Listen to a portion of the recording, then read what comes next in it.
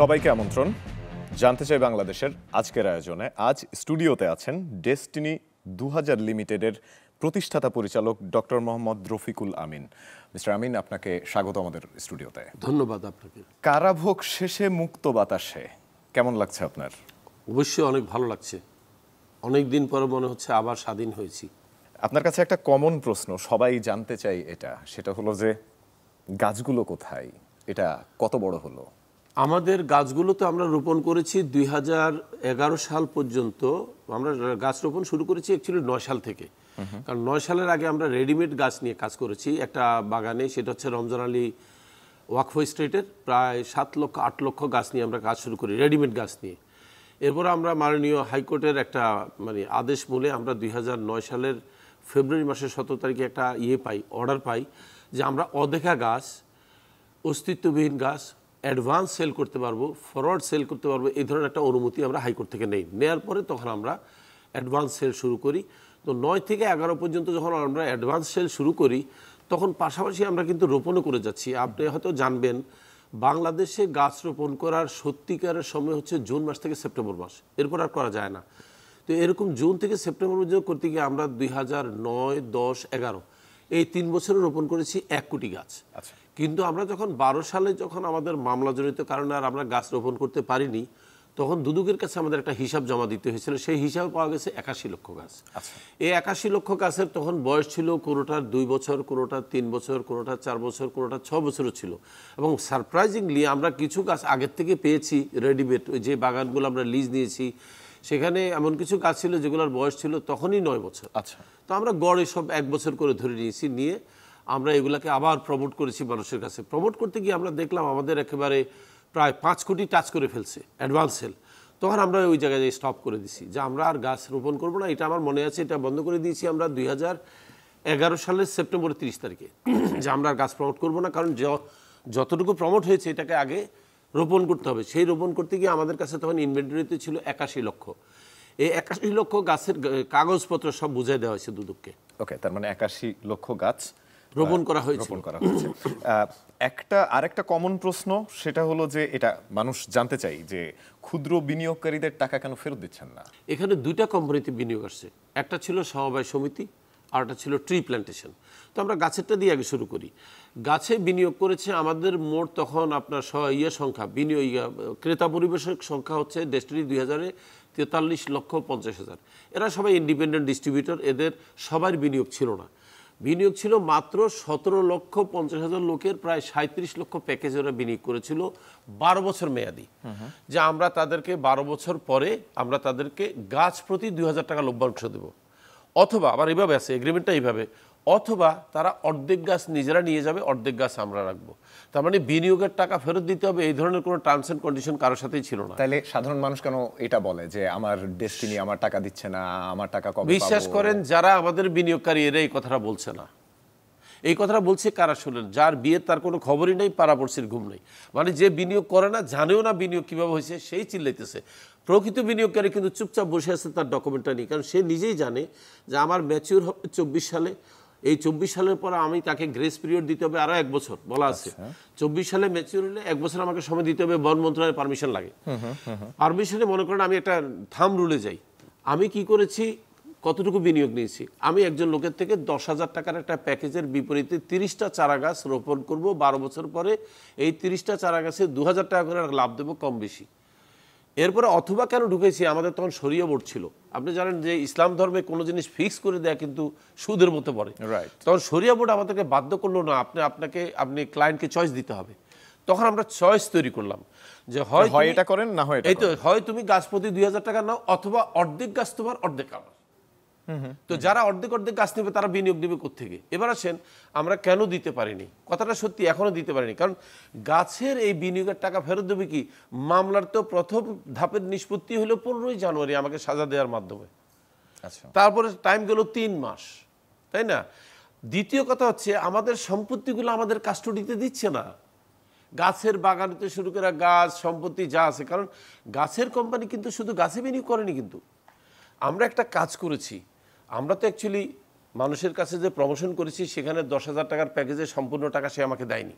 সে দিয়েছে 5,000 টাকা, 5,000 টাকা আমি তাকে লোন দিয়েছি, কিন্তু মানি রিসিট দিয়েছি 10,000 টাকা। আচ্ছা, সেভাবে যদি চিন্তা করেন, গাছের বিনিয়োগের বিপরীতে আমরা টাকা পেয়েছি 1300 থেকে 1400 কোটি টাকা, যেটাকে 4400 কোটি টাকা দেখানো হচ্ছে। এগুলো সব কাল্পনিক, হাইপোথেটিক্যাল। এখন এই 13-14 এরকম কেন দেখানো হচ্ছে? মানে কি এমন শত্রুতা ছিল গত রেজিমের সাথে? তখনকার দুদকের বাদীর সাথে অবশ্যই ছিল। আপনি আমাকে বলেন, যদি না থাকে, আমার সাথে এমন আসামি আছে যাদেরকে জিজ্ঞাসা করলাম যে তোমরা তো ম্যানেজমেন্টে ছিলে না, তোমরা তো বিনিয়োগকারী, তোমাকে আসামি করলো কেন? সে গল্প আমার কাছে করেছে। বলছে আমাদেরকে ডাকা হয়েছে দুদকে, বলছে তোমরা লেখো যে তোমরা প্রতারিত এবং তোমরা রফিকুল আমিনের বিরুদ্ধে সাক্ষী দিবা। মানে আমার জানতে চাওয়ার বিষয় হলো যে কি এমন ক্ষতি করছিলেন যার কারণে আপনার পিছনে আদা জল খেয়ে লাগা হলো? ইন শর্ট যদি বলেন। এটা হচ্ছে পলিটিক্যাল প্রতিহিংসা, যে আমি একটা বড় সংগঠন হয়ে গেছি, এত লক্ষ লক্ষ লোক আমার পিছনে ঘুরতেছে, কবে আবার তারা মোটিভেটেডে কি করে বসে, এটাকে বন্ধ করো। কিন্তু দেখা গেছে যে ওই সময়ের যদি আমরা একটু ফিরে যাই, যখন বিপিএল হয়েছে তখন আপনার কোম্পানি সেখানে স্পন্সর করেছে মুক্তিযুদ্ধ জাদুঘর, আমি যদি ভুল না বলি, সেখানেও আপনি 3-3.5 কোটি টাকার মতো ডোনেশন দিয়েছেন। মানে এগুলো কি জোর করে নেওয়া ছিল? তা তো ছিল না, তাহলে আপনি যদি স্বপ্রণোদিত হয়ে ওইগুলো করে থাকেন, তার মানে যে ওই গভর্নমেন্টের সাথে তো আপনাদের এক ধরনের লিয়াজত ছিলই। আরো আছে, হঠাৎ করে কি এমন হলো যে আপনাকে থ্রেট? আমি বলতেছি আরো আছে। আমরা 410 কোটি টাকা duty, VAT, tax, source tax দিয়েছি, 410 কোটি টাকা। এটা তো আরো বড়, ওই 3.5 কোটি টাকা কিছুই না। সেটাই এখানে মূল বিষয়টা ক্লিয়ার করেছে দুদক আমাদেরকে। তারা আমাদেরকে অফার দিয়েছে যে ডেস্টিনি 2000 বন্ধ করে দিতে হবে। জিজ্ঞেস করলাম কেন? সরকার বিব্রত। কেন বিব্রত? আপনারা অনেক বড় একটা বাহিনী, আপনার কাছে 2টা চয়েস আছে, আমাদেরকে বলেছে 2টা চয়েস। একটা হচ্ছে হয় আপনি ডেস্টিনি 2000 বন্ধ করেন। তখন আমি তাদেরকে একটু ভয় লাগাই দিছি। আমি বলছি যদি ডেস্টিনি 2000 করা হয়, বন্ধ করা হয়, এখানে বিশাল জনগোষ্ঠী, কিন্তু 43 লক্ষ লোক, তাদের পরিবারের সদস্য সংখ্যা 2 কোটি। যদি আমি এটা বন্ধ করি এবং সরকার বন্ধ করছে, এরা জানতে পারে, আপনারা কিন্তু ভোট পাবেন না 2 কোটি লোকের। বলে কি সরকার ভোট নিয়ে চিন্তা করে না। আচ্ছা, এটা গেল একটা চয়েস দিল আমাকে যে ডেস্টিনি বন্ধ করতে হবে। তখন আমি বলছি সরি, আমি এটা আমার পক্ষে সম্ভব না। দ্বিতীয় চয়েসটা তাড়াতাড়ি বলেন। বলে দ্বিতীয় চয়েস হচ্ছে আপনাকে এবং হোসেনকে এখান থেকে এয়ারপোর্টে নামাই দিয়ে আসবো, আপনাদের ফ্যামিলি মেম্বারকে এয়ারপোর্টে থাকতে বলেন, টিকিট কাটে রেডি হন, আপনারা ফ্লাই করে কানাডা চলে যান। আমি বললাম তাইলে আমি যে আপনার কাস্টডিতে আছি, এটার কি উত্তর দিবেন কালকে মিডিয়াকে? বলে যে আমরা বলবো যে শাহবাগ থানা থেকে কনস্টেবলের থাকার কারণে পাহারায় সে মনোযোগ ছিল না, আপনারা 2জন পালাই গেছেন, আমরা হুলিয়া দেবো, ধরতে পারলে এত পুরস্কার হবে, আর ওই কনস্টেবলদেরকে আমরা সাসপেন্ড করব, আর থানার ওসিকে সাসপেন্ড করে দিয়ে কাহিনী শেষ। আমি বললাম বাহ, ভালোই তো। তা এখন কি গ্যারান্টি আছে এয়ারপোর্ট পর্যন্ত আমাদেরকে নিরাপদ নিয়ে যাবেন? বলে কেন? আমি বলছি এমনও তো হতে পারে কুড়িলের কাছে নিয়ে পিছনে হ্যান্ডকাপ দিয়ে পিছন থেকে গুলি করে বলবেন কি হ্যান্ডকাপ থাকা অবস্থায় পালানোর সময় ক্রস ফায়ার। আচ্ছা, যদি নিশ্চিত করতো যে না এভাবে ক্রস ফায়ার হবে না, তাহলে আপনি যাইতেন? না না, মাথা খারাপ, কেন যাবো? আমরা তো ডিটারমিনেশনে নিয়ে আসছি। অনেক ধন্যবাদ। আমি আপনার কাছে আবার ফিরবো, এরপরে বিরতি থেকে ফিরে আপনার সাথে আলাপ হবে আপনার রাজনৈতিক দল নিয়ে। একটা ছোট বিরতি। Thank you. দর্শক জানতে চাই বাংলাদেশে নিচ্ছি ছোট্ট একটা বিরতি, সাথে থাকুন।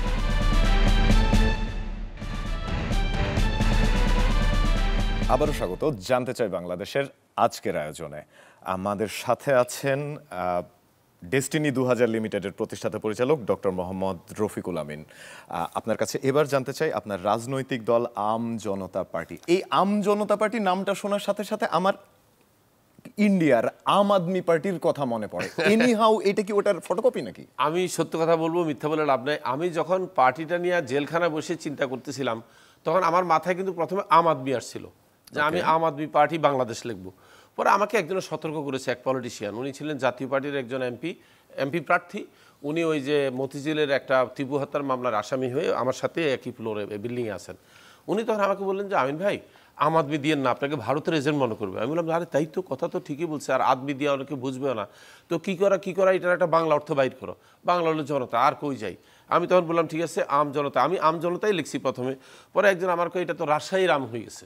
তো আমি বললাম তাহলে এটা কী করা? বলে আপনার এটা কি শব্দটা কি? আমি বললাম ফার্সি অথবা আরবি, এবং এটা আলিফ দিয়া লিখতে হয়। বলে তাইলে আপনি একটা কাজ করেন, হাইফেন ঢুকান অথবা আরেকটা স্বরে লাগান।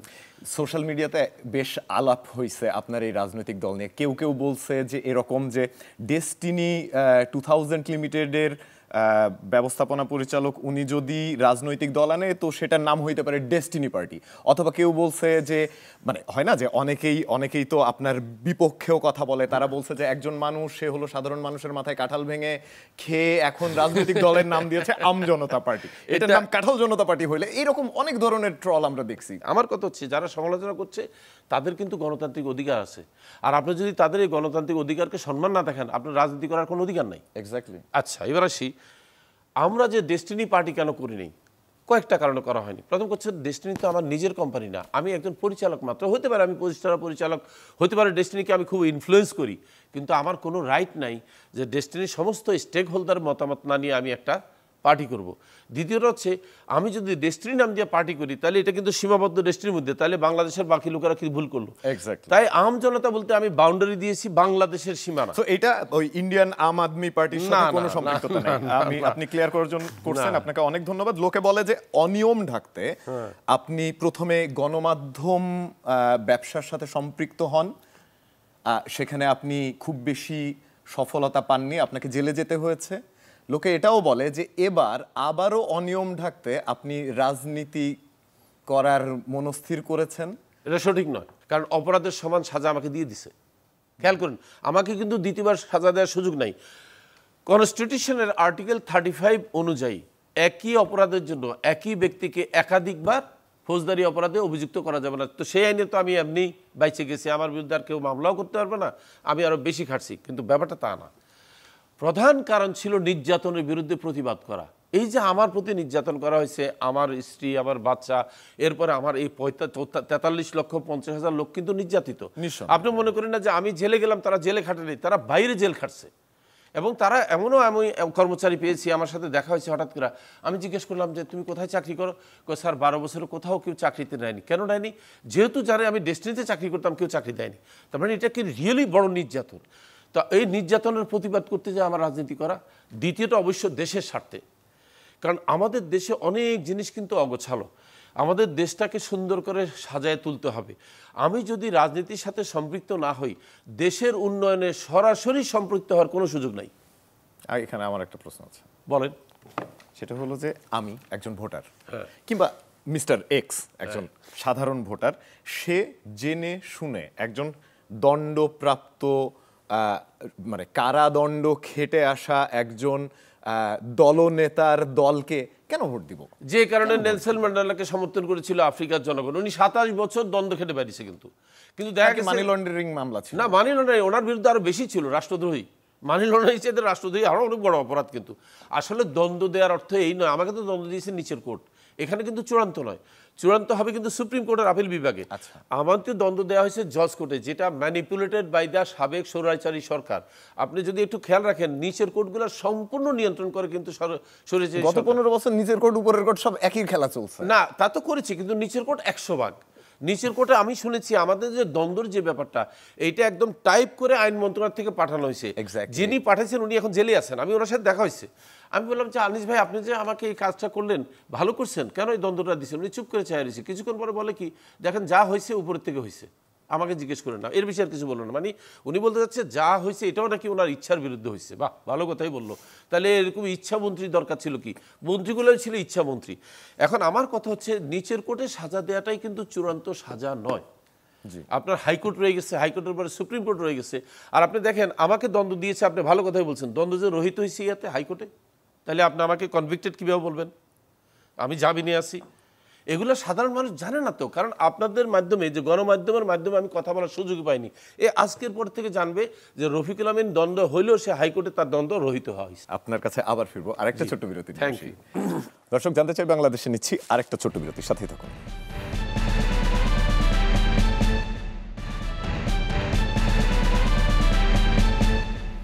আবার স্বাগত জানতে চাই বাংলাদেশের আজকের আয়োজনে।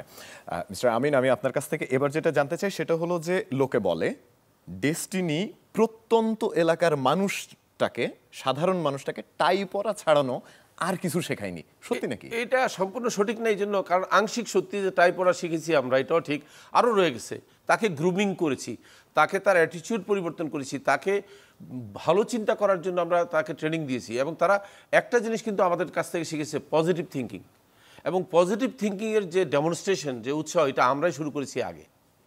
এখন আসেন এর বাইরেও আমরা কাজ করেছি। আমাদের সাথে এমন লোকও আছে, গৃহিণী আছে, টাইপরা শিখিয়েছি কিন্তু আমরা হাই স্কুল গ্র্যাজুয়েট, কলেজ গ্র্যাজুয়েটদেরকে। আচ্ছা, তাদেরকে বলেছি দেখো তুমি একজন শিক্ষিত বিনিয়োগকারী, you should have a well dress. এবং আমরা বলতাম যে তোমার প্রথম দর্শনটাই হচ্ছে আসল, পোস্টারটা আসল। এবং এদেরকে আমরা মেইনলি ট্রেনার বানাইতাম। যারা এই গ্রুমিং করে আসতো এরা কিন্তু সাধারণ বিনিয়োগকারীর মধ্যে থাকতো না, আচ্ছা, তারা ট্রেনার হয়ে যেত। এবং আপনি জানলে খুশি হবেন, বহু টাইপরা ডিস্ট্রিবিউটর যারা পরবর্তীকালে স্বৈরাচারী সরকারের ভয় দেশ ছেড়ে পালাইছে, এরা আমার সাথে যোগাযোগ করে বলে কি জানেন, বলে যে যেহেতু আমরা ডেস্টিনিতে অনেক পোস্টার নিয়ে আমাদের জীবনটাকে গড়ছি, টাকা হয়তো অত কামাইতে পারে নাই, তার আগে দেশ ছাড়তে হয়েছে, আমরা এইসব দেশে ভালো ভালো চাকরি পেয়েছি। সো ওই প্রেজেন্টেশন, কনফিডেন্স, কমিউনিকেশনের ওই ট্রেনিংটা আপনার ওখান আমরা থেকে তাদেরকে গ্রুমিং করেছি আসলে। আরেকটা প্রশ্ন আপনার কাছে, সেটা হলো যে আপনি বলেছেন যে ডেস্টিনির এমডি হইলে কিংবা আপনি যদি ডেস্টিনির বোর্ডে আপনি অনবোর্ড হন, তাহলে তার পরের মাস থেকেই আপনি ক্ষতিগ্রস্তদের আর্থিক যে ব্যাপার, আপনি তাদেরকে টাকা পয়সা দিতে শুরু করবেন। মানে এটা এটা কিভাবে? এই কথাটা ইনকমপ্লিট, আমি আর একটু কমপ্লিট করি, ভালো হবে। প্লিজ। আমি এখনো তাই বলবো, আমাকে যে বর্তমান ম্যানেজমেন্ট আছে এদের সাথে আমাকে যদি মূল কি পজিশন যেটা সিইও বা এমডি করে আমাকে আমার ব্যাংক অ্যাকাউন্টগুলো আমার ম্যানেজমেন্টের আন্ডারে, আমার আন্ডারে চাচ্ছি না, আমার ম্যানেজমেন্টের আন্ডারে খুলে দিয়ে আমাদের সম্পত্তিগুলো যদি বুঝায় দেয়, অবশ্যই আমি তার পরবর্তী থেকে দিতে পারবো, কারণ আমাদের ব্যাংক অ্যাকাউন্টে টাকা আছে, আমি টাকা ধরতে পারতেছি না, ইটস ফ্রিজ। কিন্তু এটা কেন খোলা হচ্ছে না? আপনি বললেন যে আপনার মামলার রায় শেষ, সাজা ভোগ করা শেষ, সব শেষ, খুব সিম্পল সমস্যা কোথায়? খুব সিম্পল, যদি এই ব্যাংক অ্যাকাউন্ট খুলে দেওয়া হয়, জমি ফেরত দেওয়া যায়, ডেস্টিনি আবার ব্যবসা শুরু করবে, এটা চাচ্ছে না উদ্দেশ্য মহল। মানে এখনকার সরকারও ডেস্টিনি নিয়ে ওয়াকিবহাল না, এখনকার সরকার বলা যাবে না, সরকার প্রধান তো ভালো কথা হচ্ছে, সরকার প্রধানের সাথে যারা কাজ করছে নিচের দিকে, এরা কি সবাই ইন্ডিয়া পালাই গেছে? এটা একটা ভালো পয়েন্ট। তাহলে এখনো স্বপদে ওরা আছে, কিন্তু ওদের মধ্যে অনেক লোক আছে যাদেরকে আপনার চেঞ্জ করতে, এটা তো নদীর ঘোলা পানির মতো। দেখেন, আপনি কখনো ঘোলা পানি যদি পরিষ্কার করতে হয়, কি করতে জানেন তো, অনেক পরিষ্কার পানি ঢালতে হয়, ঢালতে ঢালতে ধীরে ধীরে একসময় ঘোলা পানি যে চলে যায়, পরিষ্কার পানি আসে। আমাদের এটা ওভার দ্য নাইট সম্ভব না, কোনোদিন সম্ভব না। আপনার মনে হয় আমার যদি হিসাব ভুল না হয় 4 থেকে 5 বছর লাগবে এটা পরিষ্কার করতে। এই জঞ্জাল, যেই জঞ্জাল তৈরি হয়েছে 17 বছরে, আপনি 17 মাসে ক্লিন করবেন, ইম্পসিবল। মিনিমাম 5 ইয়ার্স লাগবে এই সংস্কার শেষ করতে, আমার ধারণা। আমি তো রাজনীতি করি না, আমি বুঝিও না, কিন্তু আমার কমন সেন্স বলে আমাকে যদি দায়িত্ব দেওয়া হয়, আমি অন্তত 5 বছরের আগে পারবো না এটা শেষ করতে। কারণ আপনাকে শুরু করতে হবে, কিন্তু নতুন ব্যাচে যারা আসতেছে বিসিএস ক্যাডার, ওদেরকে গ্রুমিং করতে হবে পজিটিভ থিঙ্কিংয়ের, আর পুরনো যারা আছে ওদেরকে ধীরে ধীরে ছড়া দিতে হবে। একবারে কিন্তু তাদেরকে আপনি অবসরে নিতে পারেন না, সেখানেও বৈষম্য তৈরি হবে। আপনার কাছে সব শেষ প্রশ্ন, আপনার 12 বছর কারাদণ্ডের পাশাপাশি 4,515 কোটি 57,54,454 টাকা আপনি এবং আপনার সাথে 19 জন আমরা এক্স্যাক্টলি এই 19 জনকে অর্থদণ্ডে দণ্ডিত করা হয়, এটা পরিশোধ করেছেন? না, এই অর্থদণ্ডটা এইভাবে দিয়েছে, বলছে এদেরকে ইকুয়ালি ভাগ করে দিতে হবে, এবং 6 মাস সময় দিয়েছে। আচ্ছা, এই 6 মাসের মধ্যে যদি আমরা আপিল করি তাহলে তো কোনো কথা নাই, আর যদি আপিল না করি 6 মাস পরে সরকারকে বলছে ব্যবস্থা নিতে, টাকাটা আদায় করার জন্য। প্রথম কথা হচ্ছে আমরা আপিল করেছি, আপিলে আমাদের এই দ্বন্দ্বটা রহিত করেছে, এটা হলো প্রথম খবর। দ্বিতীয়টা হচ্ছে দ্বন্দ্ব রহিত করা ছাড়াও এই দ্বন্দ্ব আমাদের উপর আর প্রযোজ্য না। আমাদের বলতে আমাদের 2 জন, আমি এবং মোহাম্মদ হোসেন, 19 জনের মধ্যে 2 জনের উপরে দ্বন্দ্ব অটোমেটিকলি, কারণ আপনারা আপনাদের সাজার মেয়াদের থেকে বেশি জেল খাটছি, 3 মাস 5 দিন, শুধু 2 জন। যেহেতু আমরা 2 জন বেশি জেল খাটছি, আমাদের উপরে দ্বন্দ্ব অটোমেটিকলি মৌকুফ হয়ে গেছে। এটাকে বলা হয় সিআরপিসি 35A সেকশন 2, অর্থাৎ ফৌজদারি কার্যবিধির 35-এর কয়েদ 2। সেখানে আপনি দেখবেন লেখা আছে যে বন্দী যদি হাজতবাসের সে একদিনও বেশি থাকে, তাহলে তার উপরে আরোপিত দ্বন্দ্ব 0 হয়ে যাবে। ওকে, আচ্ছা, তো আমার জন্য আর হোসেনের জন্য এটা 0 হয়ে গেল, আমাদের দেয়া লাগবে না। তারপরে আমরা আপিল করেছি। বাকি যে 17 জন আছে ওদের উপরে কিন্তু দ্বন্দ্বটা বহাল থাকবে যদি আপিল যদি এটাকে অ্যাকসেপ্ট না করে। তো আপিল তো অ্যাকসেপ্ট করেছে, এখন আমাদের কাজ হচ্ছে আপিলটাকে আমরা শুনানি করাইতে হবে তাড়াতাড়ি। তাই এই দ্বন্দ্ব কিন্তু রহিত। আর আপনি মনে রাখেন, জজ কোর্টের যে কোনো দ্বন্দ্ব আপিল বিভাগ যদি বা হাইকোর্ট যদি স্থগিত করে, এই দ্বন্দ্ব আর কার্যকর না।